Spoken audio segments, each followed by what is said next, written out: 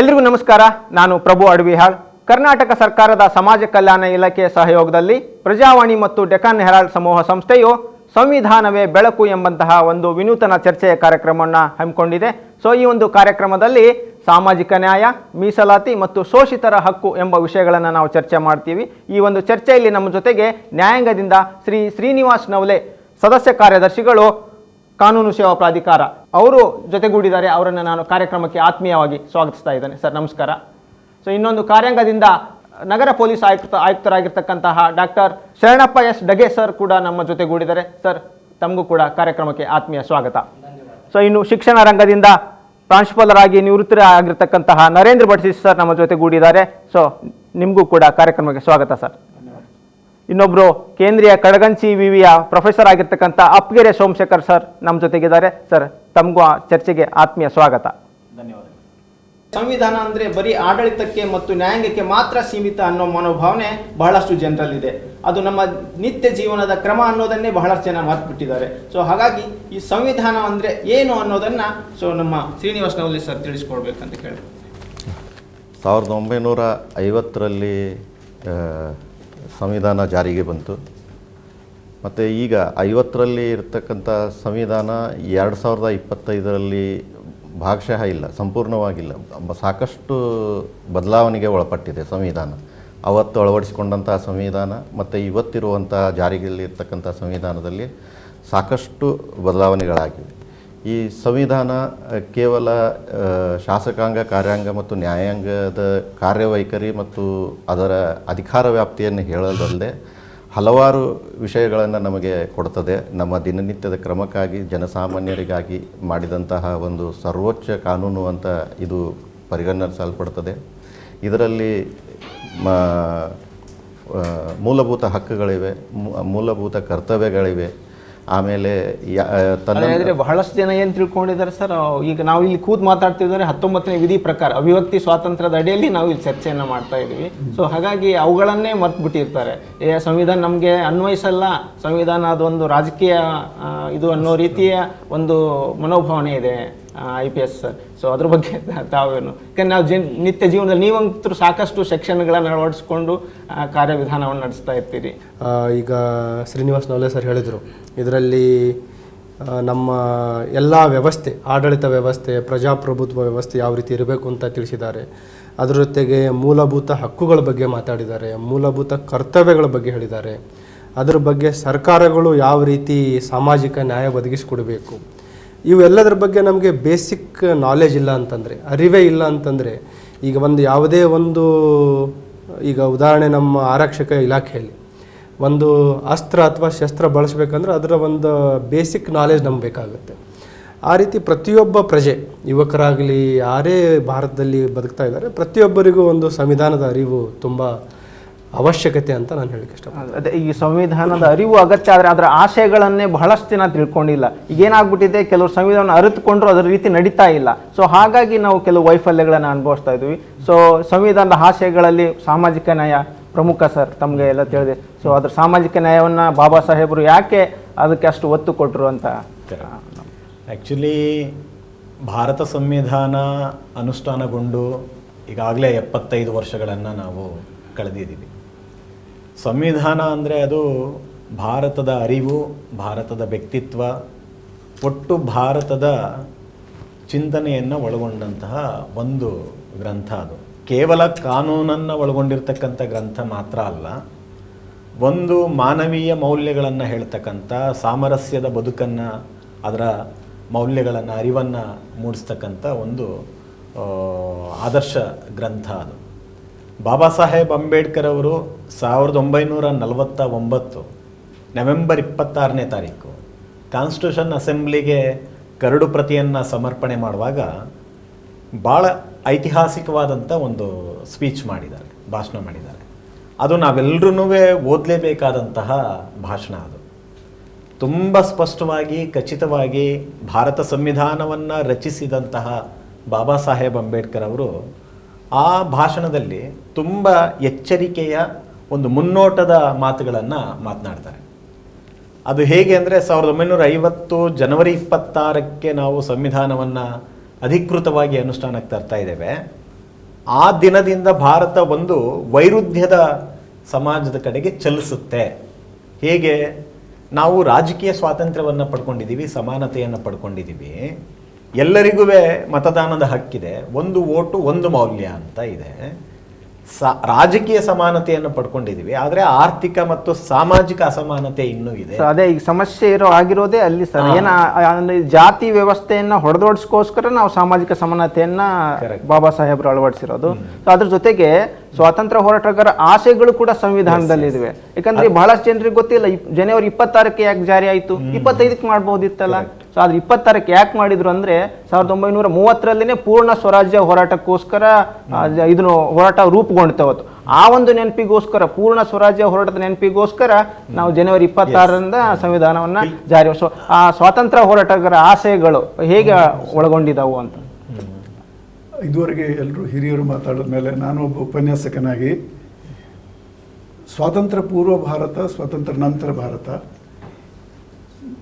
ಪ್ರತಿಯೊಬ್ಬ ಬಡವರಲ್ಲಿ ಬಡವ, ದೀನ ದಲಿತ, ಶ್ರೀಮಂತರು ಒಂದು ಕನಸನ್ನು ಕಾಣ್ತಾರೆ.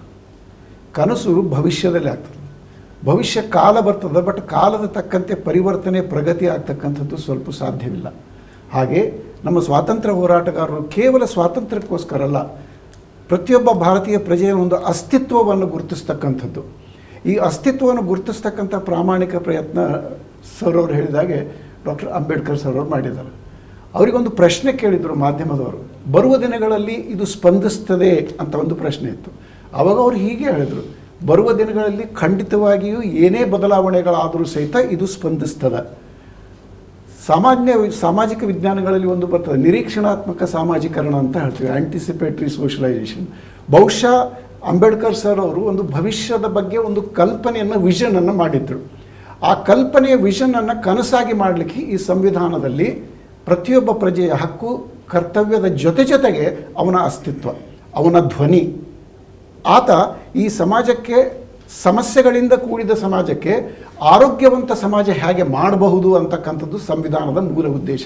ಶರೀರಕ್ಕೆ ತಟ್ಟಿರ್ತಕ್ಕಂಥ ರೋಗ ಒಬ್ಬ ಡಾಕ್ಟರ್ ಮಾಡ್ತಾನೆ, ಆದರೆ ಸಮಾಜಕ್ಕೆ ತಟ್ಟಿರ್ತಕ್ಕಂಥ ರೋಗಗಳ ಪರಿಹಾರ ಹುಡುಕುವುದೇ ಸಂವಿಧಾನದ ಮೂಲ ಉದ್ದೇಶ ಅಂತ ನನ್ನ ಅಭಿಪ್ರಾಯ.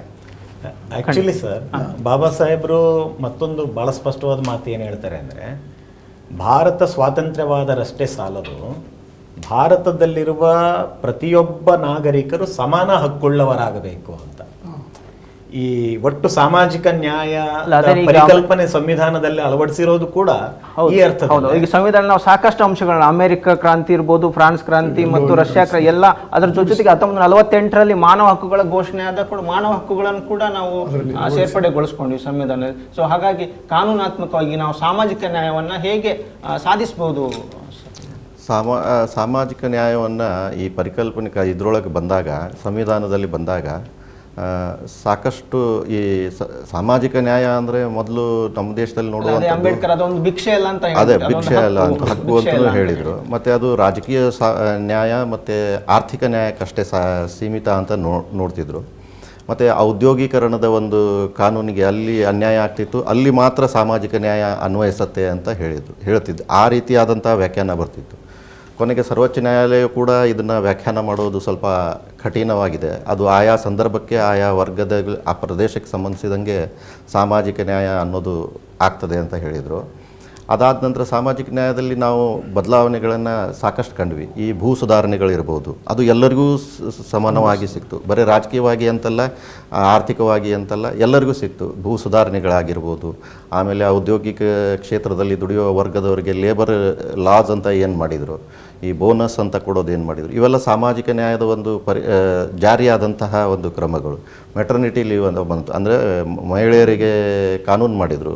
ಮೆಟರ್ನಿಟಿ ಲೀವ್ ಇದ್ದಾಗೂ ಅವರಿಗೆ ಸಂಬಳ ಕೊಡಬೇಕು ಮತ್ತು ಅವರಿಗೆ ಅವಕಾಶವೂ ಆ ರೀತಿ ಆಗಬೇಕು ಅಂತ. ಹೀಗೆ ಹಲವು ಕಾನೂನುಗಳನ್ನು ಸಾಮಾಜಿಕ ನ್ಯಾಯದ ಪರಿಕಲ್ಪನೆಯಿಂದನೇ ಜಾರಿಗೆ ಬಂದಿತ್ತು. ಇವು ಇನ್ನೂ ಕೆಲವೊಂದು ಕ್ಷೇತ್ರದಲ್ಲಿ ಆಗುವಂತಹ ಆಗಬೇಕಾಗಿದೆ. ಈಗಾಗಲೇ ಸ್ವಲ್ಪ ಆಗಿದೆ, ಇನ್ನೂ ಸ್ವಲ್ಪ ಆಗಬೇಕಾದಂಥದ್ದಿದೆ. ಅದೇ ಈ ಸಂವಿಧಾನ ಸಭೆಯಲ್ಲಿ 284 ಸದಸ್ಯ, ಅದರಲ್ಲಿ 15 ಜನ ಮಹಿಳೆಯರು ಕೂಡ ಒಳಗೊಂಡಿದ್ರು. ಸೊ ಹಾಗಾಗಿ ಈ ಸಾಮಾಜಿಕ ನ್ಯಾಯವನ್ನು ಸಾಧಿಸೋದಕ್ಕೆ ಮೀಸಲಾತಿ ಪರಿಕಲ್ಪನೆ, ಮೀಸಲಾತಿ ಅಂದ್ರೆ ಅವ್ರಿಗೆ ಯಾರಿಗೆ ಏನಿಲ್ಲ ಅದನ್ನು ಕೊಡುವಂತ ಒಂದು ಪರಿಕಲ್ಪನೆ. ಸೊ ಈಗ ಸರ್ IPS ಬರೋದು ಇದಾಗಿದೆ. ಸೊ ಅದಕ್ಕೊಂದು ಯುವಜನತೆಯಲ್ಲಿ ಒಂದು ಬೇರೆ ಮನೋಭಾವ ಇದೆ. ಮೀಸಲಾತಿಯಿಂದ ಕೆಲವರು ಪ್ರತಿಭಾವಂತರ ಅವಕಾಶಗಳು ತಪ್ತವು, ಹಾಗೆ ಹೀಗೆ ಅನ್ನೋದೊಂದು ಮನೋಭಾವನೆ. ಸೊ ಅದ್ರ ಬಗ್ಗೆ ಸರ್, ಮೀಸಲಾತಿಯನ್ನು ನಾವೆಷ್ಟು ಪರಿಣಾಮಕಾರಿಯಾಗಿ ಜಾರಿ ಮಾಡ್ಬೋದು? ಇದಕ್ಕೆ ಒಂದು ಹಿನ್ನೆಲೆ ಅಂತಂದರೆ, ನಮಗೆ ಸ್ವಾತಂತ್ರ್ಯ ಸಿಕ್ಕಾಗ ನಮ್ಮ ವಿಶಾಲವಾದ ಭಾರತದಲ್ಲಿ ಈಗಲೂ ಏನು ಅನೇಕತೆಯಲ್ಲಿ ಏಕತೆ, ಒಂದು ಡೈವರ್ಸಿಟಿ ಇತ್ತು. ಆಮೇಲೆ ಸುಮಾರು ವರ್ಗಗಳು ಡಿಸ್ಕ್ರಿಮಿನೇಷನ್ನಿಂದ ಒಳಗಾಗಿದ್ದರು. ಸೊ ಅದರಲ್ಲಿ ಒಂದು ಹೇಳಿಕೆನೇ ಇದೆ, unequals can't be treated equally, unequal should be treated unequally to bring fairness ಅಂತ. ಸೊ ಅದರ ಮೂಲ ಉದ್ದೇಶನೇ ಈ ಎಲ್ಲರಿಗೂ ಒಂದು ಸಮಾನತೆ ತರಬೇಕಾದ್ರೆ ಒಂದು ಸಾಮಾಜಿಕ ನ್ಯಾಯದ ಒಂದು ವಿಶೇಷವಾದ ಕಾರ್ಯರೂಪಗಳನ್ನು ತರಲೇಬೇಕು. ಆ ಹಿನ್ನೆಲೆಯಲ್ಲಿ ಮಹಿಳೆಯರಿಗೋಸ್ಕರ ಮೀಸಲಾತಿ ಇದೆ, ವೀಕರ್ ಸೆಕ್ಷನ್ಸ್ಗಿದೆ, ಮತ್ತು ಇತ್ತೀಚೆಗೆ ಎಕನಾಮಿಕಲಿ ವೀಕರ್ ಸೆಕ್ಷನ್ಗೂ ಕೂಡ 10% ರಿಸರ್ವೇಷನ್ ತಂದಿದ್ದಾರೆ. ಅಲ್ಟಿಮೇಟ್ ಏನಂತಂದರೆ, ಏನು ನಮ್ಮ ಪ್ರಿಯಾಂಬಲಲ್ಲಿದೆ, ಈಕ್ವಾಲಿಟಿ ಬಿಫೋರ್ ಲಾ ಮತ್ತು ಈಕ್ವಲ್ ಪ್ರೊಟೆಕ್ಷನ್ ಆಫ್ ಲಾ, ಆ ಒಂದು ಕನಸನ್ನು ನನಸಾಗಲಿಕ್ಕೆ ಇವೆಲ್ಲ ಒಂದು ಸಂವಿಧಾನದ ಮುಖಾಂತರನೇ ಬಳಸ್ತಾ ಇರುವ ಅಸ್ತ್ರಗಳು ಅಂತ ಹೇಳಲಿಕ್ಕೆ ಇಷ್ಟಪಡ್ತೀನಿ. ಆ್ಯಕ್ಚುಲಿ ಸರ್, ಈಗ ಮೀಸಲಾತಿ ಅಥವಾ ನಾವು ಏನು ಸಾಮಾಜಿಕ ನ್ಯಾಯ ಅಂತ ಇದ್ದೀವಿ, ಈಗ ಮೀಸಲಾತಿ ಅನ್ನುವಂತಹದ್ದು ಬಡತನ ನಿರ್ಮೂಲನೆಯ ಕಾನೂನು ಅಲ್ಲ, ಕಾಯ್ದೆನೂ ಅಲ್ಲ. ಅದು ಆ್ಯಕ್ಚುಲಿ ಮೀಸಲಾತಿ ಅಥವಾ ರಿಸರ್ವೇಷನ್ ಅನ್ನೋದು ಪ್ರಾತಿನಿಧ್ಯವನ್ನು ಹೇಳುವಂಥದ್ದು. ನಮಗೆ ಅದು ಸ್ಪಷ್ಟವಾಗಿ ಅರ್ಥ ಆಗಬೇಕು ಅಂದರೆ, ಭಾರತ ಸಂವಿಧಾನ ಜಾರಿಯಾಗದ ಪೂರ್ವ ಭಾರತದ ಚರಿತ್ರೆ ಒಂದು ಓದಿದ್ದೀವಿ, ಭಾರತ ಸಂವಿಧಾನ ಜಾರಿಯಾದ ನಂತರದ ಭಾರತದ ಚರಿತ್ರೆ ಒಳಗಡೆ ನಾವಿದ್ದೀವಿ. ದೇಶವನ್ನು ಅರ್ಥ ಮಾಡ್ಕೊಂಡ್ರೆ ನಮ್ಮ ಸಂವಿಧಾನ ಅರ್ಥ ಆಗತ್ತೆ. ಎಸ್, ಇಲ್ಲ, ಸಂವಿಧಾನವನ್ನ ಈ 2 ನೆಲೆಗಳಲ್ಲಿ ನೀವು ಗ್ರಹಿಸಿದ್ರೆ, ಯಾಕೆ ಬಾಬಾ ಸಾಹೇಬ್ ಅಂಬೇಡ್ಕರ್ ಮತ್ತೆ ಕಾನ್ಸ್ಟಿಟ್ಯೂಷನ್ ಅಸೆಂಬ್ಲಿಯಲ್ಲಿ ಇದ್ದಂಥ ಎಲ್ಲ ಪ್ರತಿನಿಧಿಗಳು ಈ ಮೀಸಲಾತಿಯ ಕಾನ್ಸೆಪ್ಟನ್ನು ಸಂವಿಧಾನದಲ್ಲಿ ಅಳವಡಿಸಿದ್ರು ಅಂತ ಗೊತ್ತಾಗುತ್ತೆ. ಈಗ ಪೂರ್ವ ಭಾರತದ ಚರಿತ್ರೆ ಒಳಗಡೆ ಭಾರತದಲ್ಲಿ ಬಹುಸಂಖ್ಯಾತ ಸಮುದಾಯಗಳಿಗೆ ಶಿಕ್ಷಣ ಕಲಿಯುವ ಅವಕಾಶಗಳೇ ಇರಲಿಲ್ಲ, ಅಧಿಕಾರದ ಅವಕಾಶಗಳಿರಲಿಲ್ಲ, ಅಧಿಕಾರದಲ್ಲಿ ಪಾಲ್ಗೊಳ್ಳುವ ಅವಕಾಶಗಳಿರಲಿಲ್ಲ, ಆಸ್ತಿಯ ಹಕ್ಕುಗಳನ್ನು ನಿರಾಕರಿಸಲಾಗಿತ್ತು. ಭಾರತದ ಒಳಗಡೆ ಶಿಕ್ಷಣ ಯಾವುದೋ ಒಂದು ವರ್ಗಕ್ಕೆ ಮಾತ್ರ ಸೀಮಿತವಾಗಿತ್ತು. ತಳ ಸಮುದಾಯಗಳು ಶಿಕ್ಷಣವನ್ನು ಸಂಸ್ಕೃತ ಕಲಿಬಾರದು, ಓದಿದ್ರೆ ನಾಲ್ಗೆ ಕತ್ತರಿಸ್ಬೇಕು, ಕೇಳಿದ್ರೆ ಕಿವಿಗೆ ಕಾದ ಸೀಸ ಒಯ್ಯಬೇಕು ಅನ್ನುವ ಒಂದು ಸಾಮಾಜಿಕ ಸ್ಥಿತಿ ನಮ್ಮ ಭಾರತದಲ್ಲಿತ್ತು. ಬಾಬಾ ಸಾಹೇಬ್ ಅಂಬೇಡ್ಕರ್ ಇತಿಹಾಸ ಗೊತ್ತಿಲ್ಲದವರು ಇತಿಹಾಸ ನಿರ್ಮಾಣ ಮಾಡ್ಲಿಕ್ಕೆ ಸಾಧ್ಯ ಇಲ್ಲ ಅನ್ನೋದನ್ನ ಹೇಳ್ತಾ, ಇದರೆಲ್ಲದರ ಚರಿತ್ರೆಯ ಅರಿವನ್ನ ಇಟ್ಕೊಂಡೆ ಬಹಳ ಮುಖ್ಯವಾಗಿ ಶಾಹು ಮಹಾರಾಜರು ಭಾರತದಲ್ಲಿ ಸ್ವಾತಂತ್ರ್ಯ ಪೂರ್ವದಲ್ಲಿ ಮೊಟ್ಟ ಮೊದಲಿಗೆ ಮೀಸಲಾತಿಯನ್ನ ಜಾರಿಗೆ ತಂದವರು. ಅವರ ಸಂಸ್ಥಾನದಲ್ಲಿ ಮೀಸಲಾತಿಯನ್ನ ಜಾರಿಗೆ ತಂದಾಗ ಗಣಪತಿ ರಾವ್ ಅಂತಕ್ಕಂಥ ಒಬ್ರು ವಕೀಲರು ಅದನ್ನು ವಿರೋಧ ಮಾಡ್ತಾರೆ. ಆಗ ಶಾಹು ಮಹಾರಾಜರು ತಮ್ಮ ಅರಮನೆಗೆ ಅವರನ್ನು ಕರ್ಕೊಂಡೋಗಿ ಕುದುರೆ ಕಟ್ಟುವ ಲಾಯದಲ್ಲಿ ನಿಲ್ಲಿಸ್ಕೊಂಡು ಹೇಳ್ತಾರೆ ಒಬ್ಬ ಸೈನಿಕರಿಗೆ, ಕುದುರೆಗೆ ಆಗ್ತಕ್ಕಂಥ ಮೇವನ್ನ ಒಂದ್ ಕಡೆ ಹಾಕಪ್ಪ, ಕುದುರೆಗಳನ್ನೆಲ್ಲ ಬಿಡು ಅಂತ. ಹಾಗೆ ಮಾಡ್ತಾನ ಆತ. ಆಗ ಗಣಪತಿ ರಾವ್ಗೆ ಪ್ರಶ್ನೆ ಮಾಡ್ತಾರೆ, ಚರ್ಚೆ ಶುರು ಆಗುತ್ತೆ, ಏನ್ ನಡೀತಿಲ್ಲಿ? ಇಲ್ಲ, ಆಹಾರವನ್ನ ಒಂದ್ ಕಡೆ ಹಾಕಿದ್ರೆ ಎಲ್ಲ ಕುದುರೆಗಳನ್ನ ಒಟ್ಟಿಗೆ ಬಿಟ್ರಿ, ಬಲಿಷ್ಠ ಕುದುರೆಗಳು ಮುಂದೆ ನುಗ್ಗಿ ಎಲ್ಲ ಆಹಾರ ತಿಂದ್ಕೊಂಡು ಮರಿ ಕುದುರೆಗಳಿಗೆ, ಕುಂಟು ಕುದುರೆಗಳಿಗೆ, ರೋಗಿಷ್ಠ ಕುದುರೆಗಳಿಗೆ, ವಯಸ್ಸಾದ ಕುದುರೆಗಳಿಗೆ ಆಹಾರ ಸಿಗ್ಲಿಲ್ಲ. ಏನ್ ಮಾಡ್ಬೇಕು? ಅದಕ್ಕೆ ಇರುವ ಆಹಾರವನ್ನ ಕುದುರೆಗಳ ಸಂಖ್ಯೆಗೆ ಅನುಗುಣವಾಗಿ ಸಮಾನವಾಗಿ ಹಂಚಿದ್ರೆ ಯಾವ ಕುದುರೆಗಳಿಗೂ ಅನ್ಯಾಯ ಆಗಲ್ಲ ಅಂತ. ಆಗ ಶಾಹು ಮಹಾರಾಜರು ಗಣಪತಿ ರಾವ್ಗೆ ಹೇಳ್ತಾರೆ, ನನ್ನ ಮೀಸಲಾತಿಯ ಪರಿಕಲ್ಪನೆ ಇದು ತಪ್ಪ ಅಂತ. ಬಹಳ ಮುಖ್ಯವಾಗಿ ಆ ಇನ್ಫ್ಲೂಯೆನ್ಸ್ ಅಲ್ಲೇ ನಾಲ್ವಡಿ ಕೃಷ್ಣರಾಜ ಒಡೆಯರ್ ಅವರು ಕರ್ನಾಟಕ ಮೈಸೂರು ಸಂಸ್ಥಾನದಲ್ಲಿ 75% ಮೀಸಲಾತಿಯನ್ನ ಮಿಲ್ಲರ್ ಕಮಿಟಿಯನ್ನ ಅವರು ನೇಮಕ ಮಾಡಿ ತುಂಬಾ ವೈಜ್ಞಾನಿಕವಾಗಿ ಸರ್ವೆ ಮಾಡಿ, ಯಾವುದೋ ಒಂದೇ ವರ್ಗದವರು ನಮ್ಮ ಅರಮನೆಯಲ್ಲಿ ಉನ್ನತ ಹುದ್ದೆಗಳಲ್ಲಿ ಇದ್ದಾರೆ, ಬೇರೆ ವರ್ಗಗಳಿಗೆ, ಸಮುದಾಯಗಳಿಗೆ ಅಲ್ಲಿ ಪ್ರಾತಿನಿಧ್ಯ ಇಲ್ಲ ಅನ್ನೋ ಕಾರಣಕ್ಕಾಗಿ 75 ಮೀಸಲಾತಿಯನ್ನ ಜಾರಿಗೆ ತರ್ತಾರೆ. ಬಾಬಾ ಸಾಹೇಬ್ರಿಗೆ ಈ ಚರಿತ್ರೆಯ ಅರಿವಿದ್ದ ಕಾರಣಕ್ಕಾಗಿ ಶಾಹು ಮಹಾರಾಜರು ನೇರವಾಗಿ ಒಡನಾಟದಲ್ಲಿದ್ರು. ಅವರೇ ಇವರಿಗೆ ಫೈನಾನ್ಸ್ ಹೆಲ್ಪ್ ಅನ್ನ ಮಾಡಿದ್ದಾರೆ. ಮೂಕನಾಯಕ ಪತ್ರಿಕೆ ತಂದಾಗ ಅವೆಲ್ಲವನ್ನ ಇಟ್ಕೊಂಡೆ ಮೀಸಲಾತಿಯ ಪರಿಕಲ್ಪನೆಯನ್ನ ಸಂವಿಧಾನದಲ್ಲಿ ಅಳವಡಿಸಿದ್ರು. ಮೀಸಲಾತಿಯ ಬಗ್ಗೆ ಭಾರತದ ಒಳಗಡೆ 75 ವರ್ಷ ಸಂವಿಧಾನ ಜಾರಿ ಆದ ನಂತರದಲ್ಲೂ ಒಂದು ಮೂಢನಂಬಿಕೆ ಇದೆ ನಮ್ಮಲ್ಲಿ. ಮೀಸಲಾತಿ ಅಂದ್ರೆ ಅದು ದಲಿತರಿಗೆ ಮಾತ್ರ ಇದೆ. ಬಾಬಾ ಸಾಹೇಬ್ ಅಂಬೇಡ್ಕರ್ ಇಡೀ ದೇಶದ ಸಂಪತ್ತನ್ನ ದಲಿತರಿಗೆ ಮಾತ್ರ ಕಲ್ಪಿಸ್ಕೊಟ್ಬಿಟ್ಟಿದ್ದಾರೆ ಎನ್ನುವ ತಪ್ಪು ಕಲ್ಪನೆ, ಮೂಢನಂಬಿಕೆ ನಮ್ಮೆಲ್ಲಿದೆ. ನನಗನ್ಸೋದು ಏನಂದ್ರೆ ಸರ್, ಭಾರತ ಅನಕ್ಷರತೆಯಿಂದ ಶತಮಾನಗಳಿಂದ ಬಳಲಿದೆ. ಅಕ್ಷರವಿಲ್ಲದೆ. ಆದರೆ ಸ್ವಾತಂತ್ರ್ಯ ನಂತರ ಅಥವಾ ಸಂವಿಧಾನ ಜಾರಿಯಾದ ನಂತರದಲ್ಲಿ ಒಂದು ಸಮಸ್ಯೆ ಯಾವುದಿದೆ ಅಂದ್ರೆ ಸಂವಿಧಾನ ಅನಕ್ಷರಸ್ಥ ಭಾರತ ಅಂತ. ಸಂವಿಧಾನ ಅನಕ್ಷರಸ್ಥ ಭಾರತ ನಮ್ಮ ನಡುವೆ ಇವತ್ತಿಗೂ ಇದೆ, 75 ವರ್ಷಗಳಾದ್ರೂ ಕೂಡ. ಅಲ್ಲ, ಆ ಒಂದ್ ಕಡೆ ಯಾಕಂದ್ರೆ ಜನರಿಗೆ ಸಂವಿಧಾನ ತಿಳಿಸುವ ಕೆಲಸವನ್ನು ಸರ್ಕಾರಗಳು ಕೂಡ ಮಾಡಿಲ್ಲ, ಅವ್ರ ಹತ್ರ ತಗೊಂಡು. ಬಟ್ ಈಗ ಇವತ್ತು ನಮ್ಮ ಕರ್ನಾಟಕ ಸರ್ಕಾರ ಕನಿಷ್ಠ ಅದು 70 ವರ್ಷದ ನಂತರನಾದ್ರೂ ಅದು ಶುರುವಾಗಿದೆ. ಎಲ್ಲ ಶೈಕ್ಷಣಿಕ ರಂಗದಲ್ಲಿ ಸಂವಿಧಾನವನ್ನ ಕಡ್ಡಾಯವಾಗಿ ಪಠ್ಯ ಮಾಡಬೇಕಾಗಿತ್ತು ಸಂವಿಧಾನ ಜಾರಿಯಾದಾಗಿನಿಂದನೇ. ಆಗ ನಮ್ಗೆ ಸಂವಿಧಾನದ ಬಗೆಗೆ, ಬಾಬಾ ಸಾಹೇಬ್ರ ಬಗ್ಗೆ ಎಲ್ಲ ಅಂಶಗಳ ಅರಿವು, ಈ ಕಪೋಲ ಕಲ್ಪಿತವಾದಂತಹ ತಪ್ಪು ಭಾವನೆಗಳು ನಿವಾರಣೆ ಆಗ್ತಾ ಇದೆ. ಅದೇ ಈಗ ಸಂವಿಧಾನ ನಾವು ಸ್ವಾತಂತ್ರ್ಯಕ್ಕೂ ಹೋರಾಟಕ್ಕೂ ಒಂದು ಸಂವಿಧಾನಕ್ಕೂ ಇದು ಎರಡು ಬೇರೆ ಬೇರೆ ಪ್ರಕ್ರಿಯೆಗಳು. ಯಾಕಂದ್ರೆ 1920ರಲ್ಲೇ ಶುರು ಆಗುತ್ತೆ ಸರ್ ಸಂವಿಧಾನ. ಈ ಮೋತಿಲಾಲ್ ನೆಹರು ಅವರು ನಮಗೂ ಒಂದು ಪ್ರತ್ಯೇಕ ಸಂವಿಧಾನ ಬೇಕು ಅಂತ, ಮತ್ತೆ ಅವರು ಒಂದು ವರದಿಯನ್ನು ರೆಡಿ ಮಾಡ್ತಾರೆ. ಅದು ನೆಹರು ವರದಿ ಅಂತಾನೆ ಫೇಮಸ್ ಆಗುತ್ತೆ. ಬ್ರಿಟಿಷ್ ಸರ್ಕಾರ ಅದನ್ನ ತಿರಸ್ಕರಿಸ್ಬಿಡುತ್ತೆ. ಆಮೇಲೆ ಇಲ್ಲಿ ಪ್ರಪಂಚದ ಪ್ರಥಮ ಸಂವಿಧಾನ ಅಂದ್ರೆ ನಾವು ಇಂಗ್ಲೆಂಡಿನ ಮ್ಯಾಗ್ನಾ ಕಾರ್ಟ್ 1215ರಲ್ಲಿ ಅಲ್ಲಿ ಒಂದು ನಡೀತಕ್ಕಂಥ ರಾಜ ಮತ್ತು ಜಮೀನ್ದಾರರ ಕಿತ್ತಾಟವನ್ನು ಸರಿಪಡಿಸಲು ಮಾಡಿರ್ತಕ್ಕಂಥದ್ದು. ಸೊ ಹಾಗಾಗಿ ಈ ಸಂವಿಧಾನದ ಅಡಿಯಲ್ಲಿ ನಾವು ಈಗ ಮೀಸಲಾತಿಯ ಬಗ್ಗೆ ನಡೆಸಿ ಸರ್, ತಮ್ಮ ಅಭಿಪ್ರಾಯ? ಪ್ರತಿಯೊಬ್ಬ ವ್ಯಕ್ತಿಗೆ ಸಮಾನ ಅವಕಾಶಗಳನ್ನು ಕೊಡಬೇಕು. ಸರ್ ಅವರು ಹೇಳಿದ ಹಾಗೆ ಅವಕಾಶಗಳಿಂದ ಕುಂಠಿತರಾದವರಿಗೆ ಅವಕಾಶ ಸಿಗದೇ ಇದ್ದಾಗ ಯಾವುದೇ ಒಂದು ಸಮಾಜ ಒಂದು ಸ್ತರ ವಿನ್ಯಾಸ ವಿಚಾರ ಮಾಡಿದಾಗ ಅಲ್ಲಿ ಸಮಾನಾಂತರ ಸ್ತರ ವಿನ್ಯಾಸಗಳ ಲಂಬಾಂತರ ಇದೆ. ಎಲ್ಲಿ ಲಂಬಾಂತರ ಇರ್ತದೆ ಅಲ್ಲಿ ಸಾಮಾನ್ಯವಾಗಿ ಮೇಲು ಕೀಳು ಶ್ರೇಷ್ಠ ಕನಿಷ್ಠ ಎಂಬ ಬರೋದು ಸ್ವಾಭಾವಿಕ ವ್ಯವಸ್ಥೆ. ಆದರೆ ಈ ವ್ಯವಸ್ಥೆಯಲ್ಲಿ ಕೆಳದಲ್ಲಿರ್ತಕ್ಕಂಥವರಿಗೆ ಮೇಲ್ ತರ್ತಕ್ಕಂಥದ್ದು ಒಂದು ಪ್ರಕ್ರಿಯೆಯ ಕನಸು ಸಮಾನತೆ. ಸಮಾನತೆ ಕೇವಲ ಒಂದು ಆದರ್ಶ ಅಲ್ಲ, ಅದು ಒಂದು ಕನಸು. ಆ ಕನಸನ್ನು ತರ್ತಕ್ಕಂಥ ದೃಷ್ಟಿಯಲ್ಲಿ ಸಾಮಾಜಿಕ ನ್ಯಾಯ ದೃಷ್ಟಿಯಿಂದ ಮೀಸಲಾತಿ. ಈ ಮೀಸಲಾತಿ ಕೇವಲ ಸ್ವಾತಂತ್ರ್ಯ ಪೂರ್ವ, ಸ್ವಾತಂತ್ರ್ಯದ ನಂತರ, ಸಂವಿಧಾನ ನಂತರ ಅಲ್ಲ, ಇದು ಸಾವಿರಾರು ವರ್ಷಗಳಿಂದ ಬಂದ ಒಂದು ಸಮಾಜದ ರಚನೆ ಮತ್ತು ಒಂದು ವ್ಯವಸ್ಥೆ.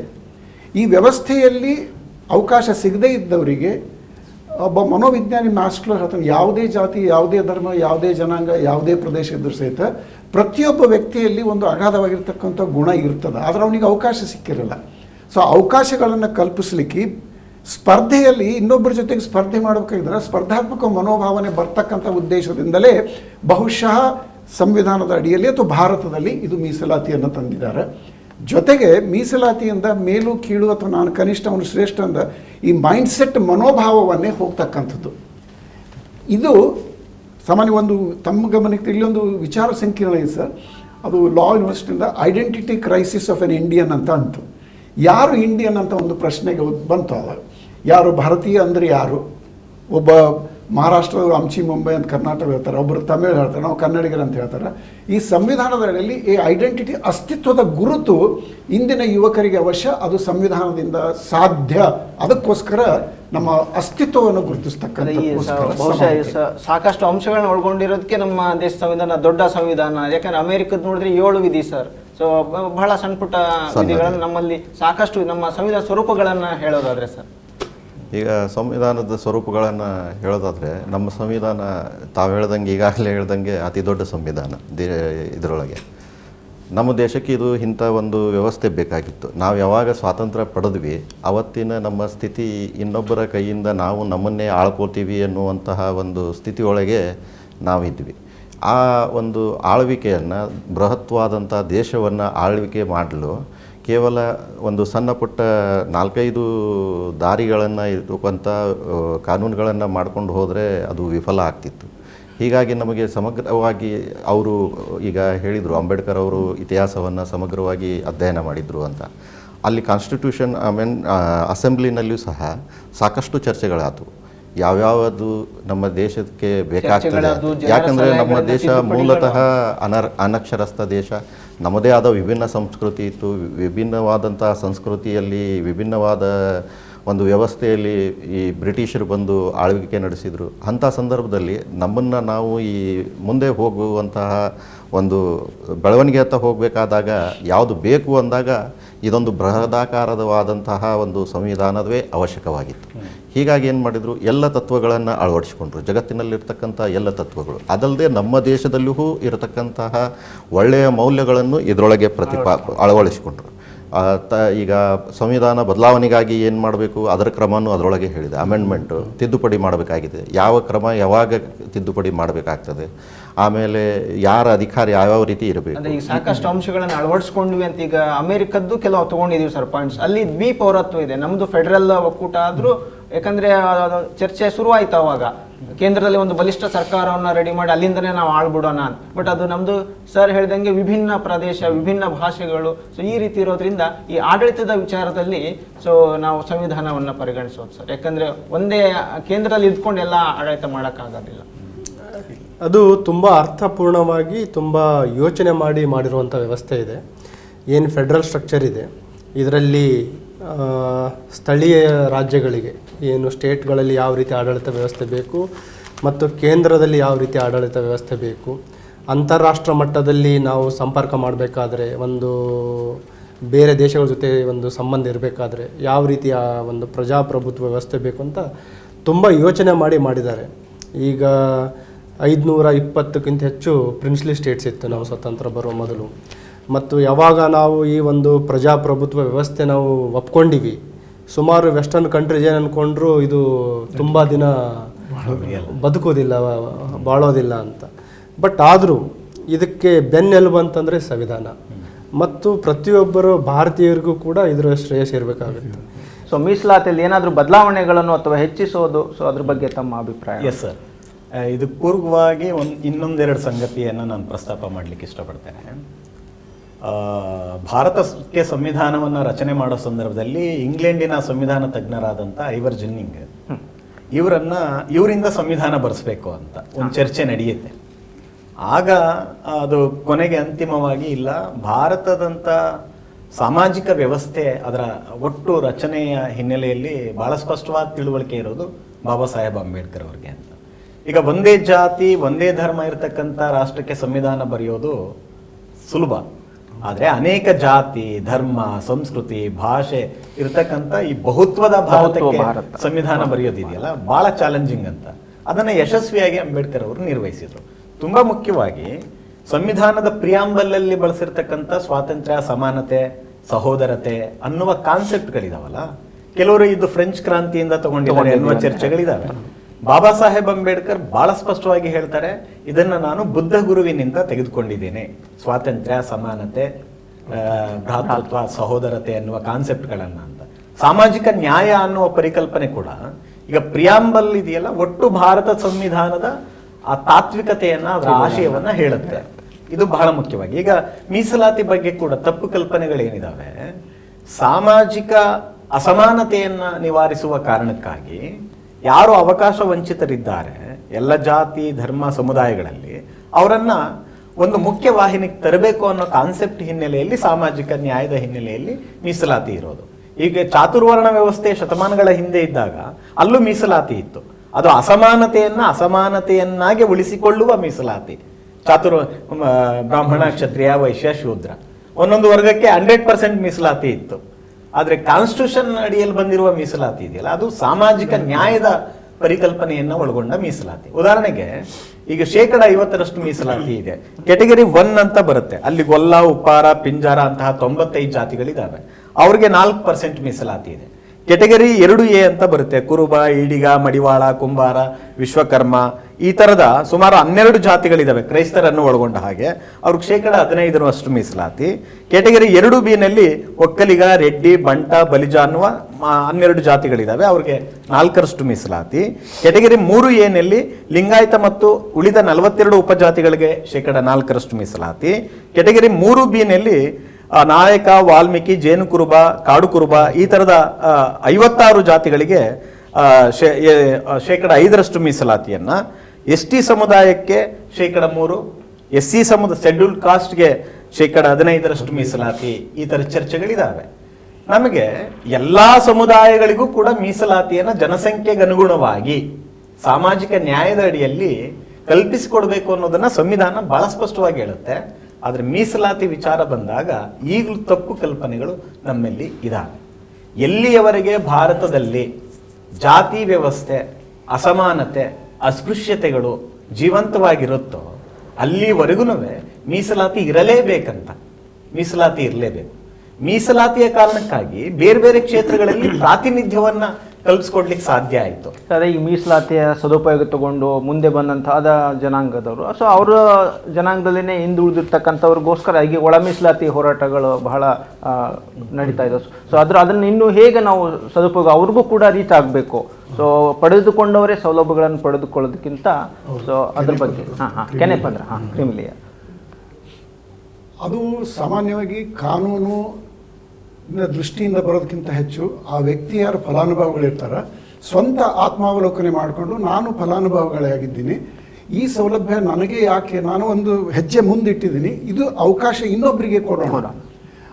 ಅದೇ ಮೇನ್ ಸ್ಟ್ರೀಮ್ನಲ್ಲಿ ಬರ್ಬೇಕಾದ್ರೆ ಇನ್ನೊಬ್ಬರನ್ನ ಕರ್ಕೊಂಡು ನಾನು ಹೋಗ್ಬೇಕು, ನನ್ನ ಜೊತೆಗೆ ಸಮಾಜವನ್ನು ಹೋಗ್ಬೇಕಂತಕ್ಕಂಥದ್ದು ಕಾನೂನಿನಕ್ಕಿಂತ ಹೆಚ್ಚು ಯಾರು ಪ್ರಜ್ಞಾವಂತರು, ಯಾರು ಶಿಕ್ಷಣವನ್ನು ಪಡೆದವರು ಮೇಲ್ ಹುದ್ದೆಯಲ್ಲಿ ಅಂತಲ್ಲ, ವಿಸ್ಡಮ್ ಏನಿರ್ತದೆ ಅವ್ರ ಸ್ವಪ್ರಯತ್ನದಿಂದ ಸ್ವ ಇಚ್ಛೆಯಿಂದ ಬಿಟ್ಟು ಕೊಡ್ತಕ್ಕಂಥದ್ದು ಒಂದು ಸಮಾಜದ ಕಳಕಳಿ. ಎರಡನೇದಾಗಿ ಸರ್ ಅವರು ಹೇಳಿದ ಹಾಗೆ ಒಂದು ಕಡೆ ಹೇಳ್ತಾರೆ, ಯಾವುದೇ ಒಂದು ಸರ್ಕಾರದ ದೃಷ್ಟಿಕೋನವನ್ನು ಬಹುಸಂಖ್ಯಾತ ಜನರಿಗೆ ಇರುವ ದೃಷ್ಟಿಕೋನಕ್ಕಿಂತ ಹೆಚ್ಚು ಅತ್ಯಂತ ಅಲ್ಪಸಂಖ್ಯಾತ ಕಡಿಮೆ ವೇಫರ್ ತಿಂದಿದ್ದವ್ರ ಅವ್ರ ಬಗ್ಗೆ ಇರ್ತಕ್ಕಂಥ ದೃಷ್ಟಿಕೋನದಿಂದ ಆ ಸರ್ಕಾರದ ಮಾನದಂಡವನ್ನು ನಾವು ಅಳಿತೀವಿ. ಹೀಗಾಗಿ ಅಲ್ಪಸಂಖ್ಯಾತರು ಅಂದ ತಕ್ಷಣ ಕೇವಲ ಡೆಮೋಗ್ರಫಿಕಲ್ಲಿ ಅಲ್ಲ, ಅತಿ ಅಲ್ಪಸಂಖ್ಯಾತರು ಇರ್ತಕ್ಕಂಥ ಸಮುದಾಯ ಭಾರತದಲ್ಲಿ ಇವತ್ತು ಅತ್ಯಂತ ಶ್ರೀಮಂತರಿದ್ದಾರೆ. ಪಾರ್ಸಿ ಕುಟುಂಬದವ್ರು ನಾವು ಒಂದು ಉಲ್ಲೇಖ ಮಾಡ್ತಿದ್ದೀವಿ ಇವತ್ತು ನಿನ್ನೆ ರಾಷ್ಟ್ರ ಟಾಟಾದವ್ರದ್ದು. ಆದರೆ ಆ ಪರಂಪರೆ ಹಿನ್ನೆಲೆ ಎಲ್ರಿಗೂ ಸಿಗೋದಿಲ್ಲ. ನಮ್ಮಲ್ಲಿ ಸಾಮಾಜಿಕ ನ್ಯಾಯ ಶೋಷಣೆ ಅಂತಂದರೆ ಇದಕ್ಕೆ ಅವಕಾಶ ಸಿಗದೇ ಇರತಕ್ಕಂಥ ವಿದ್ಯಾರ್ಥಿಗಳಿಗೆ, ಯುವಕರಿಗೆ ಒಂದು ಮಾನಸಿಕವಾಗಿ ಒಂದು ಇನ್ಫೀರಿಯಾರಿಟಿ ಕೆಳಭಾವನೆ ಬರ್ತದೆ. ನಾನು ಯಾಕೆ ಮುಂದೆ ಬರ್ತಾ ಇಲ್ಲ, ಈ ಮೈಂಡ್ಸೆಟ್ ನಕಾರಾತ್ಮಕವಾಗಿರ್ತಕ್ಕಂಥದ್ದು ಸಕಾರಾತ್ಮಕ ತಂದು ನಾನೂ ಸಹಿತ ಸಮಾಜಕ್ಕೋಸ್ಕರ ಇನ್ನೊಬ್ರಿಗೆ ಮಾಡಬಹುದು ಅಂತಕ್ಕಂಥ ಅವಕಾಶದಿಂದ ಇದು ಮೀಸಲಾತಿ ಬಂದದ. ಆದರೆ ಬಹಳಷ್ಟು ವಿದ್ಯಾರ್ಥಿಗಳು, ನಾನು CET ಕೌನ್ಸಿಲಿಂಗ್ ಆನ್ಲೈನ್ ಇರೋಕ್ಕೆ ಮುಂಚೆ ಒಬ್ಬ ಹುಡುಗ ಬಂದು ಕೇಳ್ತಿದ್ದೆ ಸಾಮಾನ್ಯ, ಸರ್ ನನ್ನ ಪರ್ಸೆಂಟೇಜ್ ನಂದು 98 ಅದ ಸರ್, ನನಗೆ RV ಇಂಜಿನಿಯರಿಂಗ್ ಕಾಲೇಜಿಗೆ ಸಿಗ್ತಾ ಇಲ್ಲ, ನನ್ನ ಫ್ರೆಂಡ್ ಇದಾರೆ ರೀ ಇವ್ರು ಏನು 69 ಅದ ಸರ್, ಇವ್ರಿಗೆ ಸಿಕ್ಕದ. ಅದು ಕನ್ವಿನ್ಸ್ ಮಾಡಲಿಕ್ಕೆ ಬಹಳ ಕಷ್ಟ ಹೋಗ್ತದೆ. ಆ ಕನ್ವಿನ್ಸಿಂಗ್ ಅಂತರ ಏನದ ತಿಳುವಳಿಕೆ ಅದು ಸಮಾಜ, ಕುಟುಂಬ, ಶಿಕ್ಷಣದಿಂದ ಮಾತ್ರ ಸಾಧ್ಯ. ಅದಕ್ಕೆ ನಾವು ಶಾಲೆ ಮಟ್ಟದಲ್ಲಿ, ಕಾಲೇಜಲ್ಲಿ ಅಷ್ಟೊತ್ತಿಗೆ ಅವರು ಯುವಕರು ಆಗಿರ್ತದೆ, ಶಾಲೆ ಮಟ್ಟದಿಂದ ನಮ್ಮ ವೈವಿಧ್ಯತೆ, ನಮ್ಗೆ ಅವಕಾಶಗಳು ಸಿಗದೇ ಇರತಕ್ಕಂಥವ್ರು ಏನು ಕೂಡಿ ಇರ್ತೀವಿ, ಆದರೂ ಸಹಿತ ಆ ರೀತಿ ಬರೋದಿಲ್ಲ.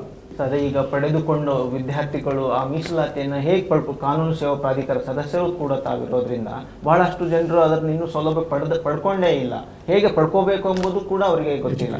ಸೊ ಅದರ ಮಾಹಿತಿಯನ್ನು ಮೀಸಲಾತಿ ಬಗ್ಗೆ ಸ್ವಲ್ಪ ಹೇಳಬೇಕಂತಂದರೆ ಇದು ತುಂಬ ಹಳೆಯ ಕಾನ್ಸೆಪ್ಟು. ನಮ್ಮ ದೇಶದಲ್ಲಿ ಜ್ಯೋತಿಬಾ ಫುಲೆ ಮತ್ತು ವಿಲಿಯಂ ಹಂಟರ್ ಅಂತ ಅದನ್ನು ಪ್ರತಿಪಾದಿಸಿದರು. ಅಧಿಕೃತವಾಗಿ ಕೊಲ್ಲಾಪುರದ ಶಾಹು ಮಹಾರಾಜರು ಹೇಳ್ದಂಗೆ ಅಧಿಕೃತವಾಗಿ ಶಾಸನ ಇದು ಆಗಬೇಕು ಅಂತ ಹೇಳಿ ಬರೆದು ಕೊಟ್ಟಿದ್ದು ಕೊಲ್ಲಾಪುರದ ಶಾಹು ಮಹಾರಾಜರು. ಮೀಸಲಾತಿಗೆ ಕೊಟ್ಟು ನಾನ್ ಬ್ರಾಹ್ಮಿನ್ಸು ಮತ್ತು ಇತರೆ ಬ್ಯಾಕ್ವರ್ಡ್ ಎಲ್ಲ ಕಾಸ್ಟ್ಗಳಿಗೆ ಶಿಕ್ಷಣ ಮತ್ತು ನೇಮಕಾತಿಯಲ್ಲಿ ಆದೇಶ ಮಾಡಿದವರು.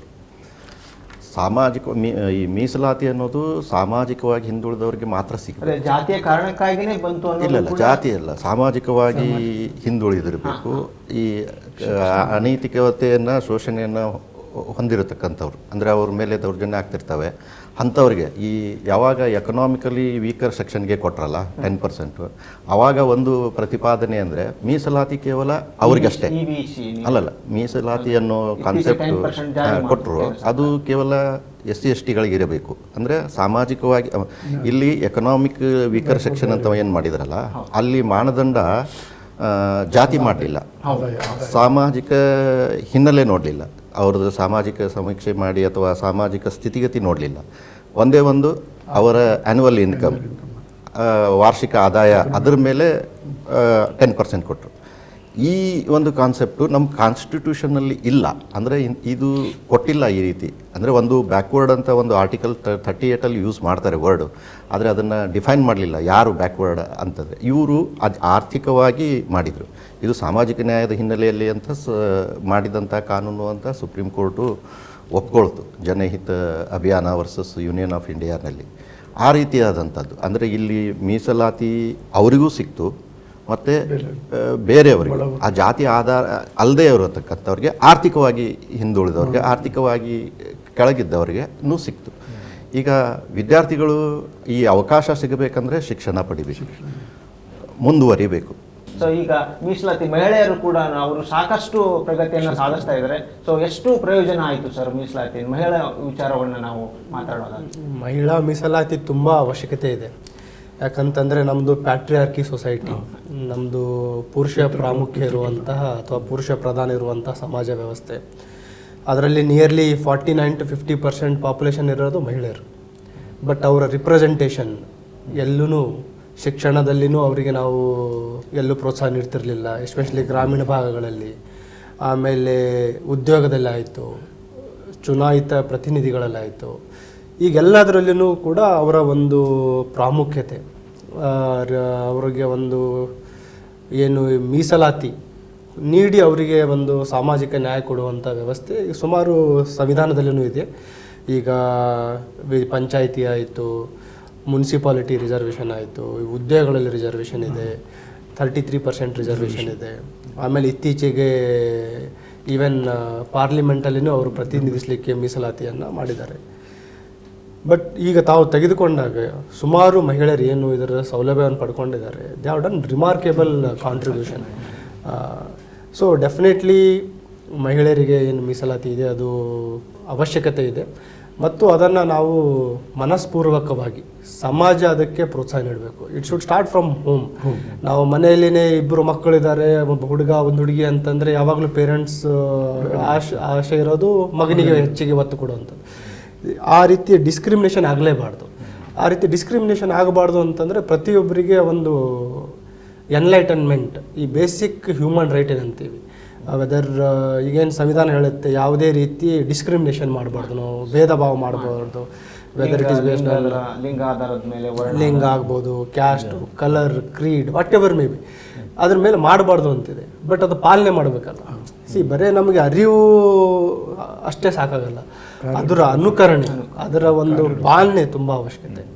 ಆ್ಯಕ್ಚುಲಿ ಬಾಬಾ ಸಾಹೇಬ್ರು ಸರ್ ಈಗ ಮಹಿಳೆಯರ ಬಗೆಗೂ ಕೂಡ ಭಾಳ ದೊಡ್ಡ ಕಾಳಜಿ ಇಟ್ಕೊಂಡಿದ್ದ ಕಾರಣಕ್ಕಾಗಿ ಅವ್ರು ಕೇಂದ್ರದಲ್ಲಿ ಸಚಿವರಾಗಿದ್ದಾಗ ಹಿಂದೂ ಕೋಡ್ ಬಿಲ್ಲನ್ನು ಮಂಡಿಸಿದರು. ನಮ್ಮ ಭಾರತದ ಒಳಗಡೆ ಪ್ರಾಚೀನ ಕಾಲದಿಂದಲೂ ಕೂಡ ತುಂಬ ಅನಿಷ್ಟ ಪದ್ಧತಿಗಳನ್ನು ಇಟ್ಕೊಂಡೇ ಮಹಿಳೆಯರನ್ನು ಶೋಷಣೆ ಮಾಡಿದ್ದೀವಿ. ದೇವದಾಸಿ ಪದ್ಧತಿ ಇರ್ಬೋದು, ವಿಧವಾ ಪದ್ಧತಿ ಇರ್ಬೋದು, ಆಮೇಲೆ ಬಹಳ ಮುಖ್ಯವಾಗಿ ಸತಿ ಸಾಗಮನ ಪದ್ಧತಿ ಇರ್ಬೋದು. ಶಿಕ್ಷಣದಲ್ಲಿ ಅವ್ರಿಗೆ ಅವಕಾಶನೇ ಇರಲಿಲ್ಲ. ಬಾಬಾ ಸಾಹೇಬ್ ಅಂಬೇಡ್ಕರ್ ಯಾವುದೇ ದೇಶದ ಪ್ರಗತಿಯನ್ನು ಅಳಿಯುವುದಕ್ಕೆ ನೀವು ಅಲ್ಲಿಯ ಹೆಣ್ಣು ಮಕ್ಕಳ ಪ್ರಗತಿಯನ್ನು ಮಾನದಂಡ ಮಾಡ್ಕೋಬೇಕು ಅಂತ ಹೇಳಿದ್ರು. ಜ್ಯೋತಿಬಾ ಫುಲೆ, ಸಾವಿತ್ರಿಬಾಯಿ ಫುಲೆ ಹೆಣ್ಣು ಮಕ್ಕಳಿಗೆ ಮೊದಲ ಶಾಲೆಯನ್ನು ಈ ದೇಶದಲ್ಲಿ ಸ್ವಾತಂತ್ರ್ಯ ಪೂರ್ವದಲ್ಲಿ ಮೊಟ್ಟ ಮೊದಲಿಗೆ ಮಹಿಳಾ ಶಾಲೆಯನ್ನು, ಮಹಿಳಾ ವಸತಿ ನಿಲಯಗಳನ್ನು ಸ್ಥಾಪನೆ ಮಾಡಿದಂಥವ್ರು. ಆ ಕಾರಣಕ್ಕಾಗಿ ಅಂಬೇಡ್ಕರ್ ಮಹಿಳೆಯರಿಗೆ ಪ್ರಾತಿನಿಧ್ಯ ಕೊಡಬೇಕು ಅಂತ, ಆಮೇಲೆ ಅವ್ರಿಗೆ ಉದ್ಯೋಗದಲ್ಲಿ ಅವಕಾಶ ಕೊಡಬೇಕು ಅಂತ, ರಾಜಕೀಯದಲ್ಲಿ ಅವಕಾಶ ಕೊಡಬೇಕು ಅಂತ, ಶಿಕ್ಷಣದಲ್ಲಿ ಅವಕಾಶ ಬಿಕಾಸ್ ಆಫ್ ಕಾನ್ಸ್ಟಿಟ್ಯೂಷನ್ ಭಾರತದ ಒಳಗಡೆ 1950ರ ನಂತರದಲ್ಲಿ ಮಹಿಳೆಯರ ಸಾಕ್ಷರತೆಯನ್ನು ಯೋಚನೆ ಮಾಡಿದ್ರೆ, ಅವರ ಪ್ರಾತಿನಿಧ್ಯವನ್ನು ನಾವು ಸ್ವಲ್ಪ ಸರ್ವೆ ಮಾಡಿದರೆ ಗೊತ್ತಾಗುತ್ತೆ ಕಾನ್ಸ್ಟಿಟ್ಯೂಷನ್ ಹೇಗೆ ಮಹಿಳಾ ಪರವಾಗಿ ಕೆಲಸ ಮಾಡಿದೆ. ಹಿಂದೂ ಕೋಡ್ ಬಿಲ್ ಜಾರಿ ಆಗದ ಕಾರಣಕ್ಕಾಗಿ ಅವರು ತಮ್ಮ ಮಂತ್ರಿ ಪದವಿಗೆ ರಾಜೀನಾಮೆ ಕೊಡ್ತಾರೆ. ಮಹಿಳೆಯರ ಹಕ್ಕು ಬಾಧ್ಯತೆಗಳನ್ನ ಎತ್ತಿ ಹಿಡಿಯದ, ಅವ್ರಿಗೆ ಗೌರವ ಸಲ್ಲಿಸದ ಈ ಸರ್ಕಾರದಲ್ಲಿ ನಾನು ಇರೋದಿಲ್ಲ ಅಂತ.